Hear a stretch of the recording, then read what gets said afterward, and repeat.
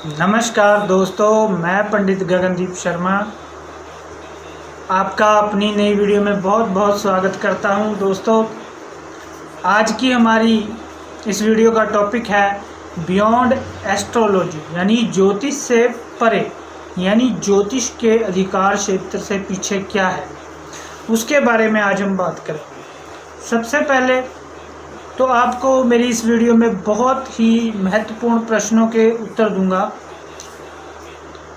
क्या आप बहुत ज़्यादा थक गए हो, अपने खराब ग्रहों के से परेशान हो और अपने खराब ग्रहों के उपाय कर करके बहुत ज़्यादा थक गए हो लेकिन छुटकारा नहीं मिल रहा?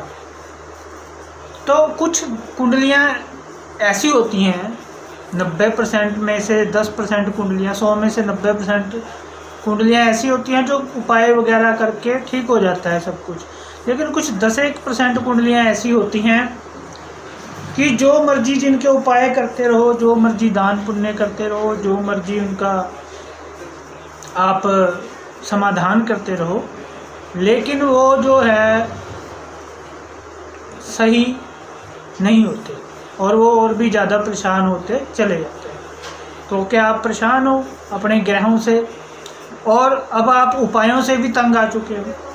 तो ऐसे में सिर्फ 2 उपाय हैं आपके लिए, उसी के बारे में आज ये वीडियो है। तो आज मैं बताऊंगा आपको कि ज्योतिष से परे और ग्रहों से पार आप क्या ऐसे 2 उपाय, ऐसे 2 चीज़ें कर सकते हो जिससे आप अपने ग्रहों से बच सकते हो।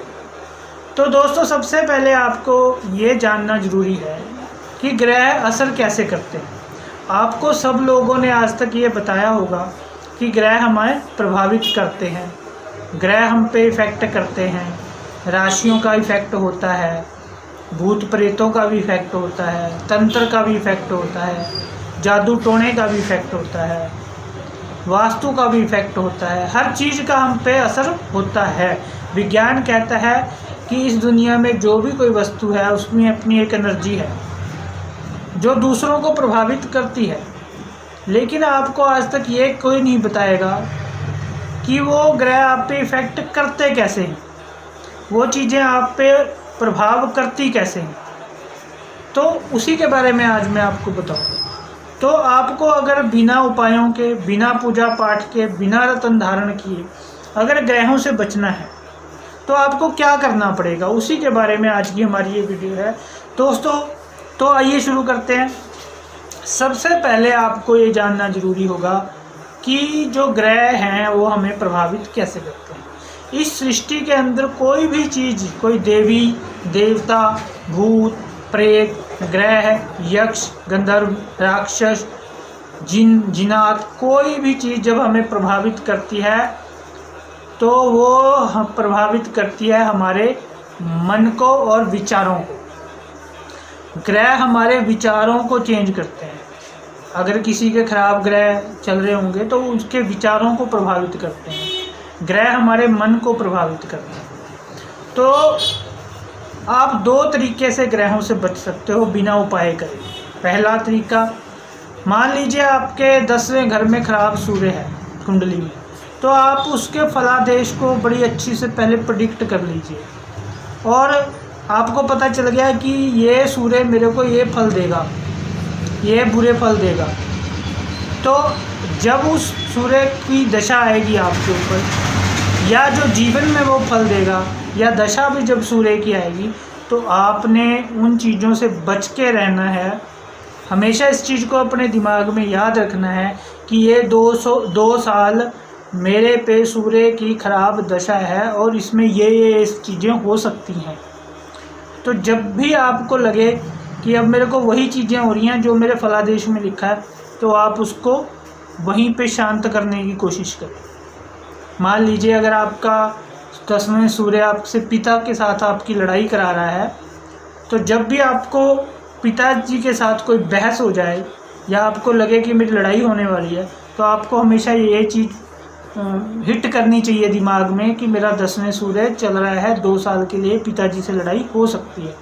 तो आप उसी समय वहाँ से निकल लीजिए, माफ़ी मांग लीजिए, बात को ख़त्म कर दीजिए। मतलब आपको जब अवेयर होगे, आप जब होश में रहोगे इस चीज़ के कि ये सूर्य मेरे साथ ये करने वाला है, तो आप बिना उपायों के, बिना ग्रहों के रतन धारण किए, बिना पूजा पाठ के, बिना किसी चीज़ से आप उससे बच के निकल सकते हो। दूसरा आपने क्या करना है, दूसरा क्या है कि जो भी ग्रह या ये चीज़ें हमारे पे असर करती हैं वो हमारे विचारों को पकड़ती हैं।